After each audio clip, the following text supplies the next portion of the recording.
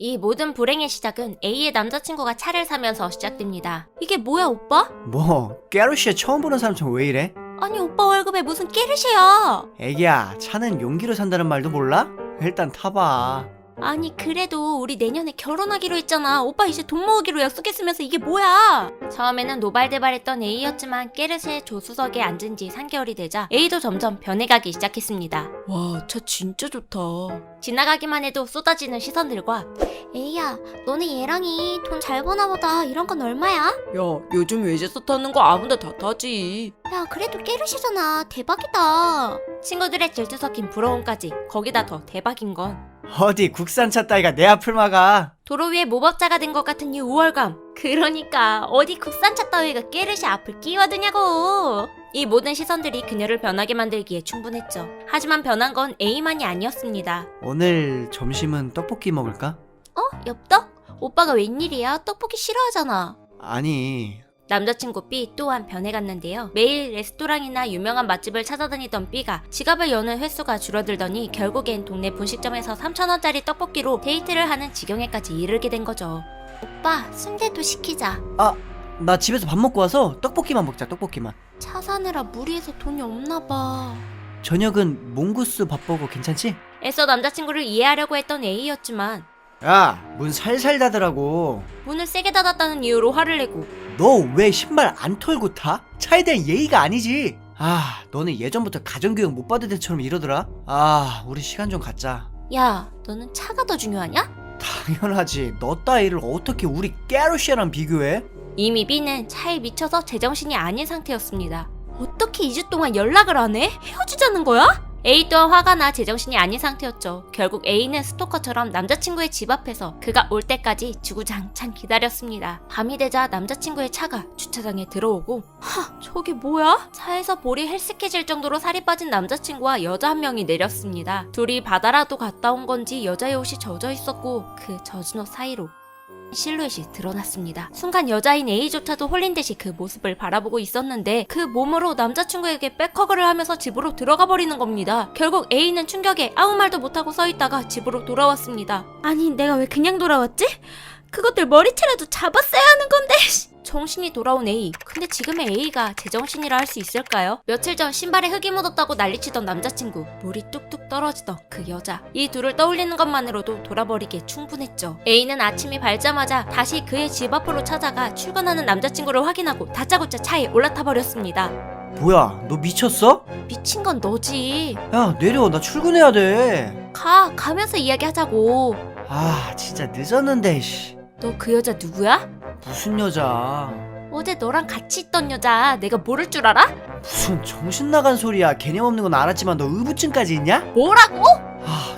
나 숨 막혀. 너 같은 거랑 사귄 내가 등신이지. 야, 말 다 있냐? 차에 미친 카푸 허세충 주제! 그대로 A는 남자의 뺨을 쳤고 그 후는 A로서는 예상치도 못한 일들의 연속이었습니다. 가드레일을 박아 박살난 깨르쉐, B가 폭행죄로 고소를 한다고 난리를 쳤을 때도, 운전자를 쳐서 가중체벌로 징역을 살 수 있다는 말을 들었을 때도 A는 그저 겁에 질린 채 덜덜 떠는 수밖에 없었죠. 그러니 그래도 내가 한때 결혼까지 생각했던 사람인데 네가 감옥 가는 건 좀 마음이 불편할 것 같고 그냥 내 치료비 물어주고 차만 다시 뽑아주면 합의해줄게.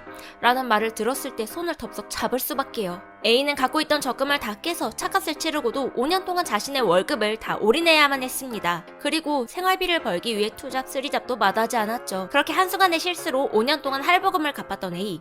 그 끝나지 않을 것 같았던 고생이 끝나는 날 A는 말로 표현하지 못할 후련함을 느꼈습니다. 하지만 그 행복은 친구의 전화 한 통으로 순식간에 산산조각이 나버렸죠. 뭐? B오빠 차? 그거 중고차잖아. 친수차라서 싸게 샀다고 얼마나 자랑하고 다녔는데. 몰랐어? 해석. 주인공은 B 때문에 5년이라는 세월을 저당 잡혀고 돈을 다 갖고 나서야 그 차가 침수차였다는 것을 알게 됩니다. 침수차는 물에 잠겼던 차량을 말하는데 새 차보다 훨씬 싼 가격에 판매되죠. 하지만 남자친구는 새 차를 얻기 위해 여자친구가 자신의 뺨을 때리는 순간 일부러 핸들을 반대 방향으로 틀어 사고를 냈던 것입니다. 그럼 남친 차에 타고 있었던 여자는 누구였을까요? 그 여자는 사실 이 차에서 죽은 물귀신이었습니다. 그래서 귀신 붙은 차를 몰고 다니던 남친이 점점 미쳐가고 볼이 헬sik해질 정도로 초췌해져 갔던 것이죠. 얘들아, 너네 수련회의 꽃이 뭐라고 생각해? 내가 뭘 챙겨왔냐면 짠! 밤에 촛불 켜놓고 무서운 이야기 하는 거지. 에이 뭐야 놀랐잖아. 그럼 그렇지. 야 그럼 나부터 시작한다. 너네 우리 수련회관 앞에 강아지 있는 거 봤지? 원래 펜션 같은 숙박업소에는 꼭 강아지나 고양이를 키운대. 왠 줄 알아? 동물들은 인간이 못 보는 걸 보기 때문에 귀신 같은 존재도 가장 먼저 알아챌 수 있거든. 어때? 무섭지? 에이, 야, 귀신이 뭐가 무섭냐? 사람이 훨씬 무섭지. 그럼 뭐 넌 더 무서운 이야기 아는 거 있어? 응, 적어도 네 거보단 무서울걸? 옛날에 어떤 여자가 완전 깡시골로 시집을 온 거야. 달려오다시피 해서 고생이랑 고생은 다 했는데 그중 제일 심한 게 시아버지의 반찬 투정이더래. 정성껏 음식을 해줘도 이 맛이 아니다 이러면서 온갖 짜증을 내버린다는 거야. 그래서 이 여자가 홧김에 된장찌개에 쥐약을 좀 탔거든. 근데 그걸 먹은 시아버지가 뭐라고 했는지 알아? 세아가 오늘은 간이 딱 맞는구나. 죽은 내 아내가 해준 주던 맛이랑 똑같구먼.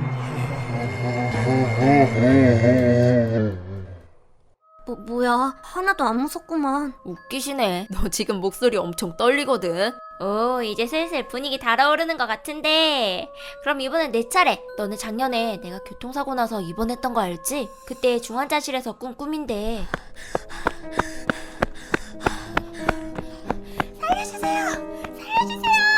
거기 안 서? 거기 서라니까. 꿈에서 이유도 모르고 어떤 여자한테 쫓기고 있었거든? 그래도 가까스로 도망쳐서 골목으로 숨었는데 아까 그 마시면서 넘어지고 긁히는 바람에 옷이 전부 더러워진 거야. 근데 그 사실을 깨닫는 순간 갑자기 눈앞에 안개가 싹 걷히면서 강이 하나가 나오는 거야. 새로운 아이구나. 옷이 지저분하네. 어서 이 옷으로 갈아입으렴. 하면서 어떤 아주머니가 하얀 소복을 주더라고. 뭔가 깨름칙하긴 했지만 입고 있던 더러운 옷보다 낫겠다 싶어서 얼른 갈아입으려고 하는데 안돼 이거사. 절대 벗으면 안 돼요. 갑자기 친할머니가 나타나셔서 나한테 호통을 치시는 거야. 그러면서 지팡이로 내 뚝배기를 땅 깨버리시는데 그대로 꿈에서 깼어. 뭐야, 그래서 그렇게 끝? 응, 끝. 무섭지? 뭐야 개어무하네. 그거 저승 가는 꿈 아니야? 뭐? 강 건너기 전에 옷 벗는 꿈. 원래 그게 저승에서는 생전에 입었던 옷을 저울에 재서 죄를 재보는 거래. 만약 금비 네가 그 강을 건넜으면. 헐 뭐야 너 죽을 뻔했나봐. 무슨 그런 걸 믿냐? 그냥 개꿈이지. 아니야 꿈의 몽이 얼마나 잘 맞는데. 내가 최근에 윗니랑 아랫니가 하나씩 빠지는 꿈을 꾼 적이 있거든? 근데 바로 다음날 진짜 우리 고모랑 조카가 죽었다는 거야. 근데 이 빠지는 꿈이 원래 주변 사람들이 죽는 꿈이래. 뭐? 야, 김홍뚱, 너 어디 가서 그딴 소리 하지 마. 왜? 재미없어? 너 그러다 폐륜화 소리 듣는다. 모르겠으면 그냥 외워, 엉뚱아. 하지 마. 네네 잘나셨어요. 너는 맨날 나만 가지고 뭐라 그래.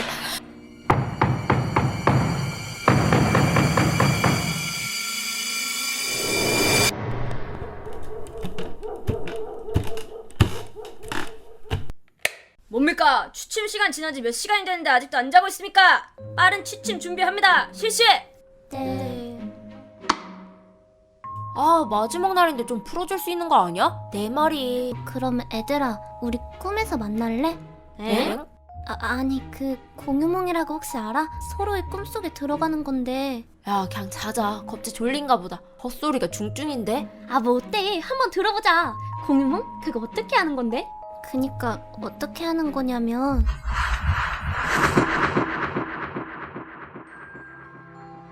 뭐야, 아무도 없잖아. 아, 진짜 되는 줄 알고 괜히 설렜네. 어? 냉정아. 야 선행정. 뭐야. 우리 진짜 꿈 공유 성공한 거야? 그래 완전 대박이지 않냐? 나 좀 봐봐. 하늘도 날 수 있다니까. 미친. 진짜 뭐든 할 수 있는 거네? 아씨, 뭐부터 해보지? 야야, 퐁금비, 너 뭐부터 해보고 싶어? 퐁금비, 야, 너 왜 아무 말도 없어? 금비야 뭐야? 너 울어?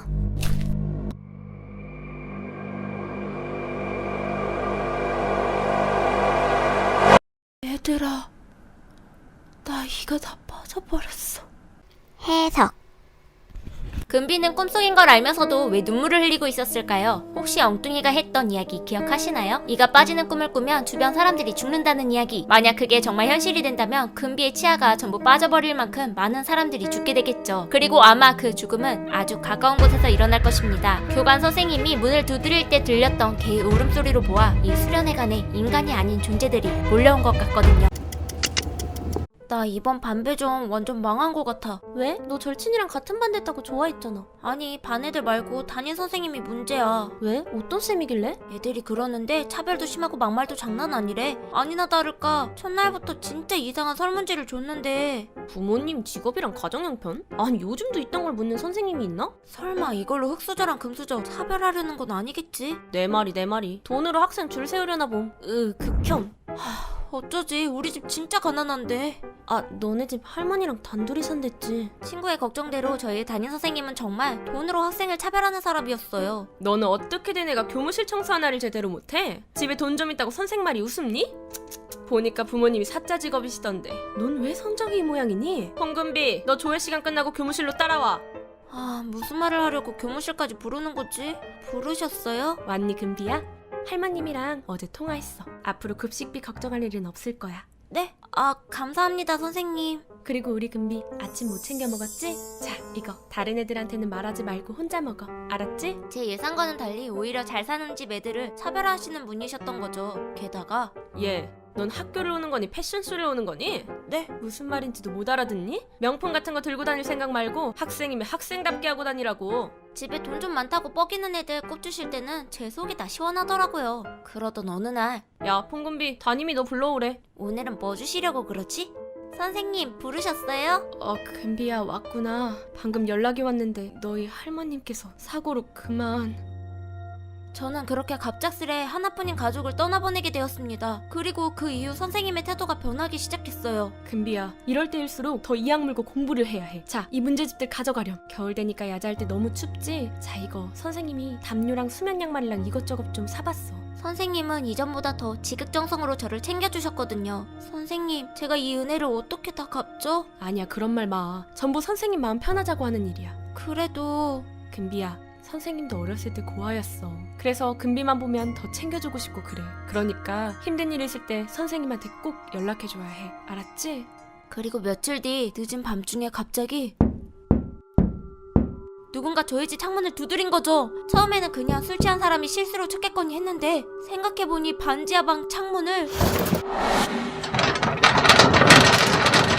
실수로 두드릴 수 있을 리가 없었어요. 그때 불현듯 선생님이 해주신 말씀이 떠올랐어요. 선생님 도와주세요. 이상한 사람이 집으로 들어오려 해요. 뭐? 조금만 기다려. 선생님이 금방 갈게. 그래, 조금만 기다리면 선생님이 구해주실 거야. 금비야! 선생님!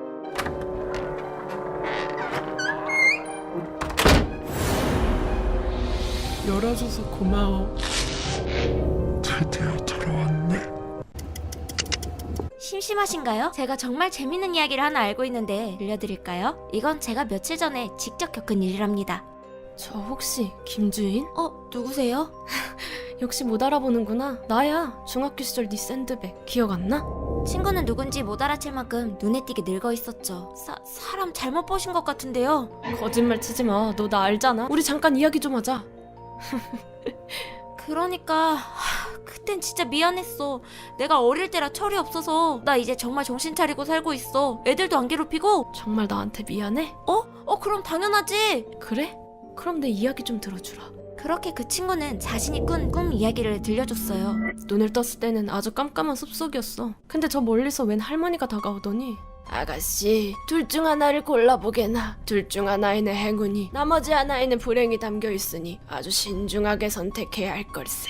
이러시더라고. 나는 잠시 고민하다 오른쪽 상자를 골랐어. 그러자 그 할머니가 또 불행을 골랐구나. 또 불행을 골랐어. 그래서 그리고는 잠에서 깼지 뭐. 허무하지? 그래도 이야기 들어줘서 정말 고마워. 그리고 행운을 빌게 주인아. 그렇게 말하고는 친구는 밖으로 나가버렸죠. 너무 허무한 이야기인가요? 그래도 이야기 끝까지 들어줘서 감사해요. 그리고 해석.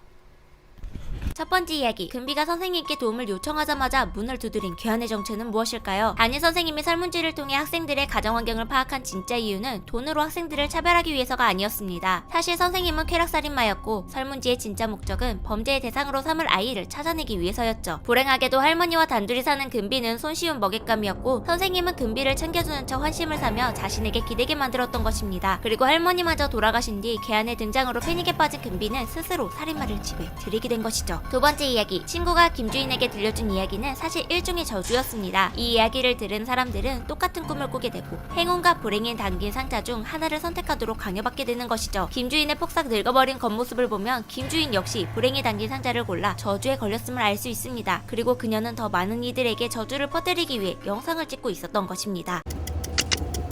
야, 네가 뭐가 아까워서 그런 애랑 사귀냐? 뭐? 내 남친이 뭐가 어때서? 아니 걔 공부만 잘하지 그냥 찌질이잖아. 그러지 말고 내가 괜찮은 오빠 소개시켜준다니까? 야, 걔네가 괜찮아 봤자지. 너 내 전 남친들 기억 안 나냐? 야, 너네 지금 뭐하냐? 자기야, 이게 어떻게 된 거냐면, 야, 이 또라이야. 쟤 내 친구잖아. 야, 퐁감비, 할 말 있으면 나한테 해. 우리 주인이 상처 주지 말고. 뭐? 내가 이런 일을 한두 번 겪은 게 아니잖아. 그러다 보니 양아치 같은 애들한테는 완전 정이 떨어지더라고. 그러던 와중에 와, 대박 대박. 나 진짜 전교 꼴등이네. 그래, 전교 꼴등. 그러니까 미국의 수도가 어디라고? 수도가 뭔데? 야, 근데 너 이거 진짜 할 거냐? 그래, 담임 선생님한테 부탁받았다니까. 아니, 분명 우리 엄마가 담임 돈 매긴 거라니까? 그건 나랑 상관없는 문제고 난 너 공부 가르쳐주는 대신 수행 가산점 받기로 했어. 담임이 나한테 특단의 조치로 전교 1등을 붙여주게 된 거야. 근데 얘가 완전 골 때리는 게, 퐁금비, 복습을 해야 머리 남는다니까. 그니까 무신정변이 어떻게 일어난 거냐면, 야, 넌 쉬는 시간까지 그러고 싶냐? 쉬는 시간은 쉬라고 있는 거 몰라? 아니지, 복습에 5분, 예습에 5분 쓰라고 총 10분. 와, 너 진짜 공부에 미친 개또라이다, 개또라이. 응? 개또라이? 매장 가서 개또레이나 사와야겠다. 그래서 내가 뭐라 그랬냐면 우리 애기가 뭐라 그랬죠? 아씨, 전 남친이잖아. 왜 여기서 마주치고 난리야. 같이 가자, 금비야. 너 매점 간댔잖아. 그날 이후 김모범만 보면 그렇게 가슴이 뛰더라. 그리고 김모범도. 오늘도 수고 많았어. 조심히 들어가. 그래, 너도. 근데 오늘 달 진짜 이쁘더라, 그치? 응, 근데 난 네가 더 이쁘더라. 그렇게 시간이 지날수록 내 두근거림은 점점 더 심해져서 결국엔, 야, 김모범, 너 나랑 사귀자. 찐이랑 일진? 완전 오글거려. 아, 웃지마. 알겠어. 그래도 사귀었으니까 해피엔딩 아니야? 아니, 그게 말이지. 자기야, 이게 뭐야? 응, 내가 짠 자기 스케줄표야. 일단 새벽 6시에 일어나서. 얘가 완전 말도 안 되는 시간표를 들이대는 거야. 아니, 공부뿐만이 아니라. 금비야, 너 그렇게 짧은 옷 좀 안 입으면 안 돼? 저런 질 낮은 애들 말고 정상적인 애들 좀 사귀어. 너 독서실 맞아? 솔직히 말해, 너 지금 다른 남자애랑 있지? 아, 진짜 아니라고 몇 번 말해. 도대체 어떻게 하면 믿을래? 내가 맨날 인증샷이라도 찍어보네? 그래서 이러고 있는 거다 이거구나. 그래, 협조 좀 해주라. 좀 이따 독서실 가서 또 인증샷 보내야 돼. 야, 너 내 친구지만 진짜 멍청하다. 미리 여러 장 찍어놓고 돌려막기 하면 되는 거 아니야? 너 천재냐? 그날 이후 난 얘 말대로 미리 인증샷을 보낼 사진들을 찍어뒀어. 그리고 나서 나 독서실 인증샷 보내줄게.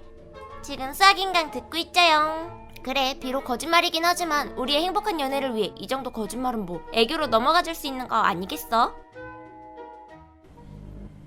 씨, 큰일 날 뻔했네. 씨. 아니, 아무리 머리에 든 게 없어도 그렇지 어떻게 오전이랑 5월급을 못해. 오늘자 인증샷입니다. 이건 부탁드립니다.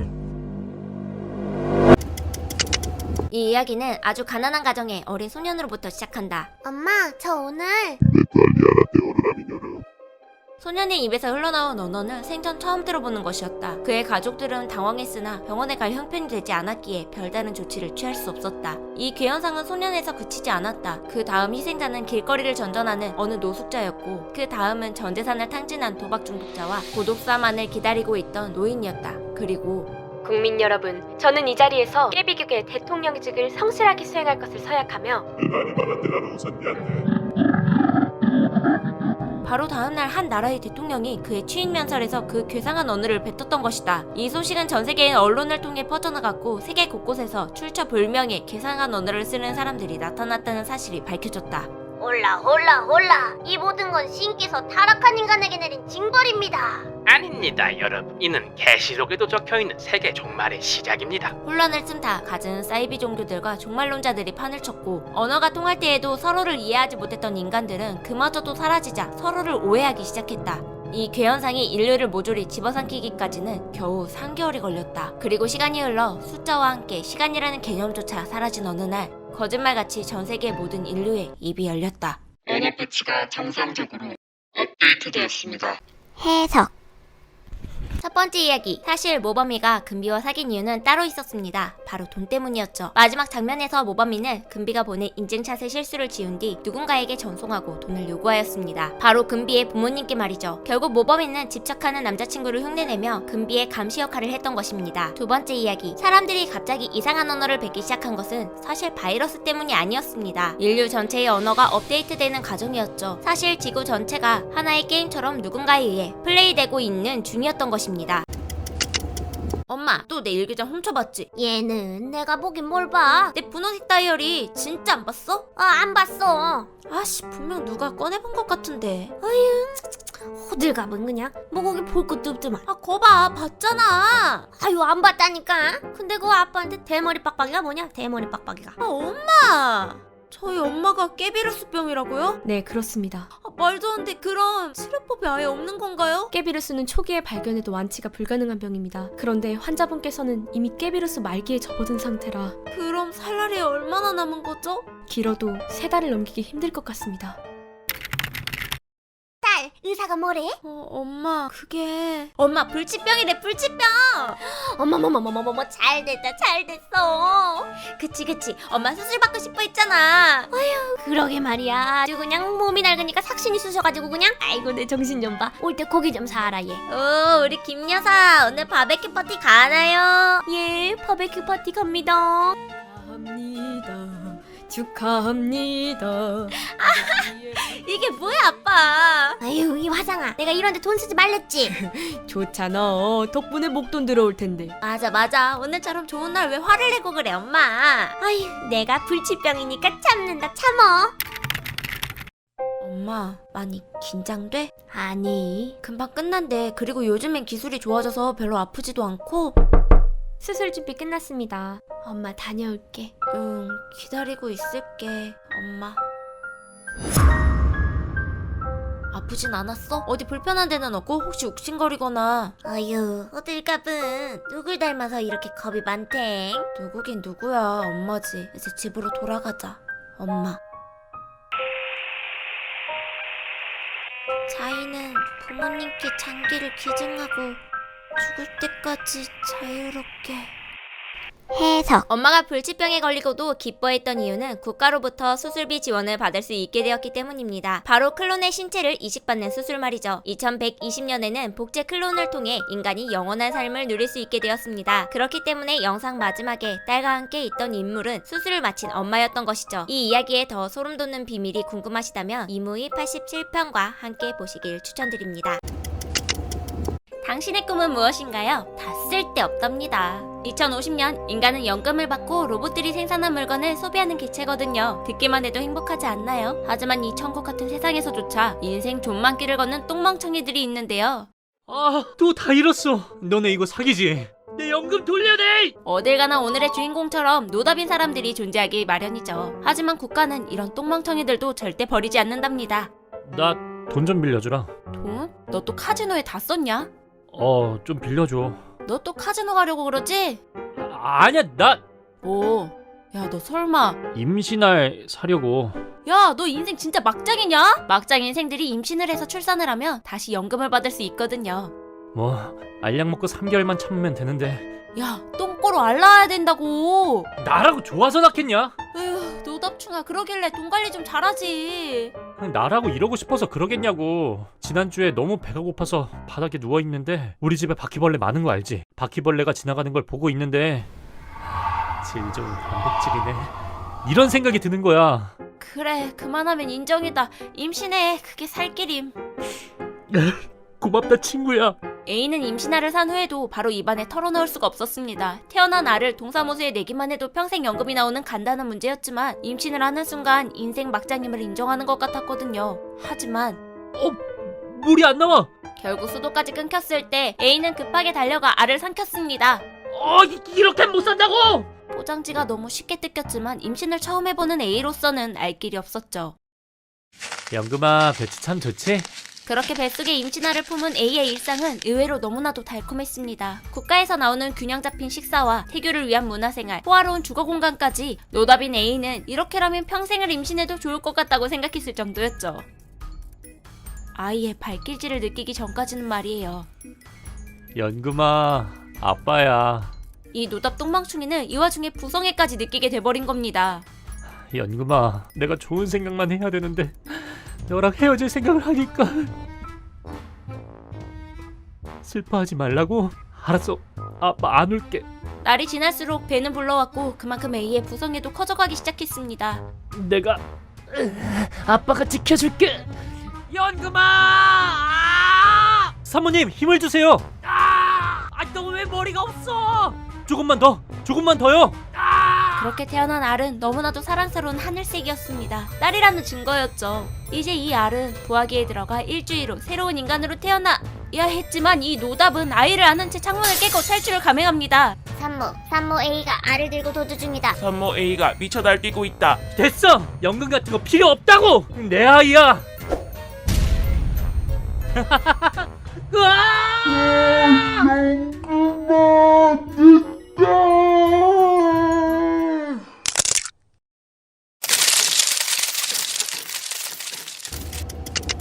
지구의 마지막 수호자는 점점 죽어가고 있다. 병명은 노아. 이미 276년 전에 정복한 아주 흔하고 보잘것없는 질병이다. 문제는 지구의 인간들이 모두 지구를 떠난 후라는 것. 우리는 지구의 마지막 수호자를 살리기 위해 우주 정거장을 향해 모험을 떠났다. 현재까지도 우주란 호락호락하지 않은 미지의 공간이다.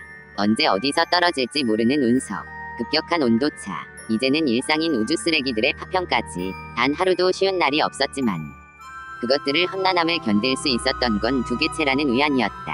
함께 밥을 먹고 함께 잠이 들고 병을 고치고 나면 계속 함께일 거라는 희망. 역시 여기도 끝이 났네. 다음 정거장을 찾으면 알잖아. 이제 작별 인사를 할 시간이라는 거. 고마워. 다음 정거장을 찾으면 네 잘못이 아니야. 수면 오른쪽 서랍에 마지막 배터리가 있어. 그걸로 교체하고 다음 정거장을 찾아가. 덕분에 행복했어. 고마워. 네 잘못이 아니야. 수면 오른쪽 서랍에 마지막 배터리가 있어. 그걸로 교체하고 다음 정거장을 찾아가. 덕분에 행복했어. 고마워. 네 잘못이 아니야. 오른쪽 서랍에 마지막 해석. 임신아를 들고 탈출하던 중 돌뿌리에 걸려 넘어진 주인공, 그리고 그 알이 바닥에 떨어져 깨지는 순간 무언가 빠르게 기어가는 소리가 들렸습니다. 그것들의 정체가 과연 무엇일까요? 그것들은 주인공 집에 많이 있던 바선생들이었습니다. 바선생들이 먼저 들어갔기 때문에 임신할 포장지가 너무 쉽게 뜯겼던 것이죠. 주인공은 그것도 모르고 바선생에 가득 들어있는 알을 뱃속에 품고 부성애를 느꼈던 것입니다. 두 번째 이야기, 마지막 로봇이 바라보던 화면에는 아이가 태어나 소녀가 되고 할머니가 되기까지 자신과 함께했던 추억이 담겨 있었습니다. 그리고 이내 그 화면에 노이즈가 일어나며 영상이 끝나버립니다. 결국 로봇은 배터리를 교체하는 대신 지구의 마지막 수호자와 함께 마지막을 맞이하기로 결정한 것입니다.